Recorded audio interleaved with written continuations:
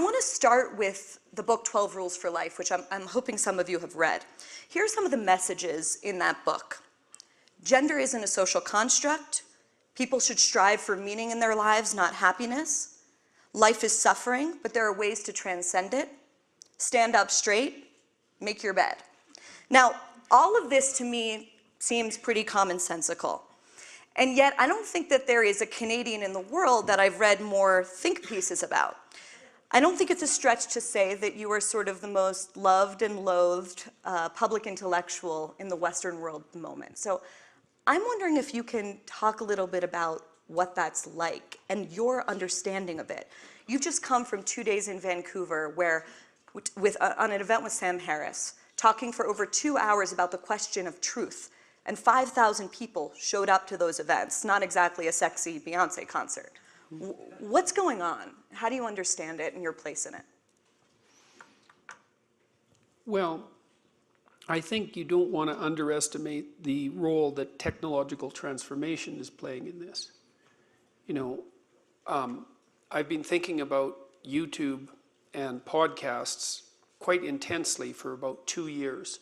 So I started putting my university lectures on YouTube in 2013. And I did that for a variety of reasons, mostly curiosity, because, and the drive to learn. And I've found that if I want to learn a technology, the best way to do it is to use it. And I'm always learning new technologies because, well, not that that makes me particularly unique, but, and I had some success with my lectures on public television in Canada. So I did some lectures with a series called Big Ideas on Canadian public television. And there was about 200 of those lectures, and I did 5 of them. 200 done by 200 different people, but I did 5 of them. And they were regularly in the top 10 of the most viewed lectures. And so I knew that there was some broader market for, let's say, ideas. And I thought, well, I might as well put my lectures up on YouTube and see what happens. And then by April of 2016, I had 1 million views. And I thought, the only reason people are watching these is because they want to watch them, because they're actually really hard. And 1 million of something is a lot. If you sell 1 million copies of your book, well, first of all, that never happens, right? I mean, it's very, very rare. You're very happy. You never have your scientific papers cited 1 million times. You rarely have $1 million. It's a very large number. And I thought, well, this room accepted. But well, fair enough, fair enough. Guys. And of course, it's not as uncommon as it once was, but it's still a significant number. And I didn't really have any way of calibrating that. I thought, well, what am I supposed to do now that I hit 1 million views? How am I supposed to conceptualize that? What is this YouTube thing anyways that was once a repository for cute cat videos? And what does it mean to have 1 million views on it?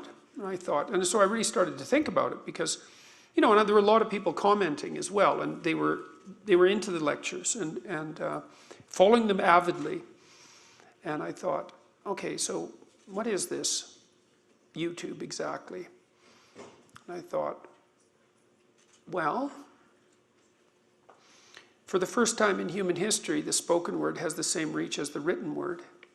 And not only that, no lag to publication and no barrier to entry. That's a major technological revolution. That's a Gutenberg revolution. That's a big deal. This is a game changer.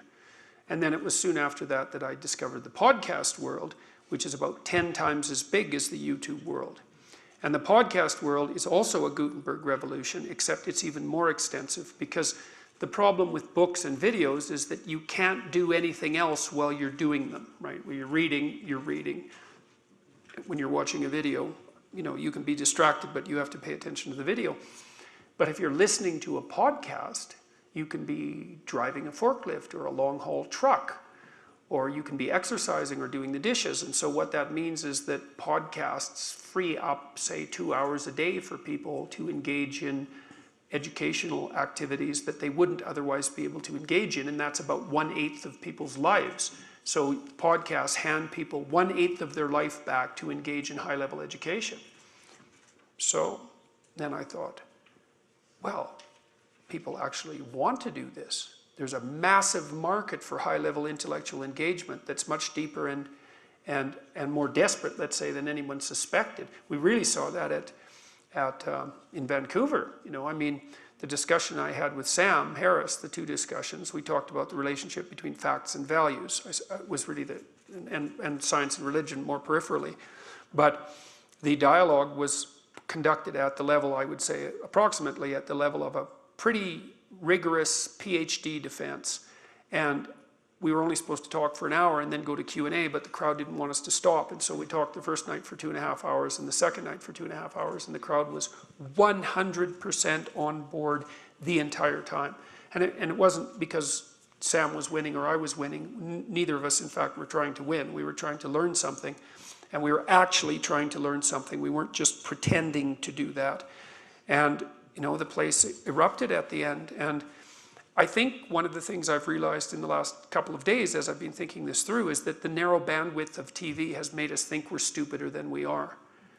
And so people have a real hunger for deep intellectual dialogue, and that can be met with these new technologies, and that has revolutionary significance, and that's starting to unfold.